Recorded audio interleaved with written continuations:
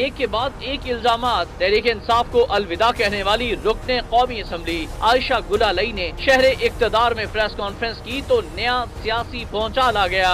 کپتان کو بھی شدید تنقید کا نشانہ بنایا۔ یہ کہا کہ جہازوں میں بیٹھنے والا غریبوں کی بات کرتا ہے، جس شخص کے ہاتھوں عزتیں محفوظ نہیں وہ آج لیڈر بنا ہوا ہے۔ عمران نیازی کی حرکتوں پر پختون قوم انہیں معاف نہیں کرے گی، وہ 2 نمبر پٹھان ہیں۔ کپتان کے ہاتھوں خواتین کی عزت محفوظ نہیں، جبکہ انہوں نے عمران خان پر خواتین کو عجیب ٹیکسٹ میسیجز بھیجنے کے بھی الزامات لگائے۔ ساتھ ساتھ یہ بھی واضح کر دیا کہ وہ مسلم لیگ نون میں نہیں جا رہی، نہ ہی NA1 کے ٹکٹ اور نہ ہی جلسے میں تقریر کا کوئی مسئلہ تھا۔ لڑکیوں کی جو عزتیں ہیں، عزت دار خواتین کی جو عزتیں ہیں وہ اس پارٹی میں آپ کو بتانا چاہ رہی ہوں کہ وہ محفوظ نہیں ہے۔ عمران خان کے ہاتھوں اور عمران خان کے ارد گرد جو ان کا ٹولہ ہے، ان کی شاید وہ مغرب سے بڑے متاثر مجھے لگتے ہیں، شاید وہ پاکستان کو انگلینڈ سمجھ بیٹھے ہیں، اور ویسے بھی 67 سال کی عمر میں آپ کی عادتیں تبدیل نہیں ہوتی، تو شاید ان کو عادتیں پڑی ہوئی ہیں ادھر کی۔ عائشہ گلالئی نے یہ بھی کہہ دیا کہ نواز شریف خاندانی آدمی ہیں۔ عمران خان نے بے نظیر کے خلاف بہت بری گفتگو کی، وہ مرے ہوئے لوگوں کو بھی نہیں چھوڑتے، نفسیاتی مسائل کا شکار ہیں۔ پرویز خٹک مافیا کا ڈان ہے، ان کے سارے رشتہ دار حکومت سے فائدہ اٹھا رہے ہیں، ان کا بیٹا مخصوص نشستوں کے سودے کرتا ہے۔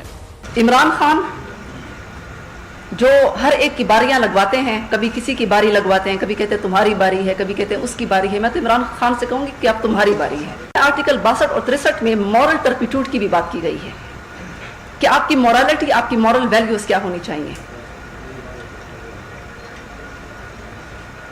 تو میں تو سپریم کورٹ سے مطالبہ کرتی ہوں کہ جو عمران خان کی نااہلی کا کیس چل رہا ہے وہ اس چیز کو ضرور کنسیڈر کریں، کیونکہ ان کی بھی بیٹیاں ہیں، ان کی بھی خواتین ہیں۔ ادھر وزیر اعلیٰ پرویز خٹک، شیری مزاری اور فواد چودھری سمیت دیگر پارٹی رہنماؤں نے تمام الزامات کی تردید کر دی، جبکہ الزامات کو من گھڑت اور بے بنیاد قرار دے دیا۔ یہ الزام لگایا کہ عائشہ گلالئی NA1 کا ٹکٹ مانگ رہی تھیں، ٹکٹ سے انکار پر انہوں نے یہ سب کچھ کیا۔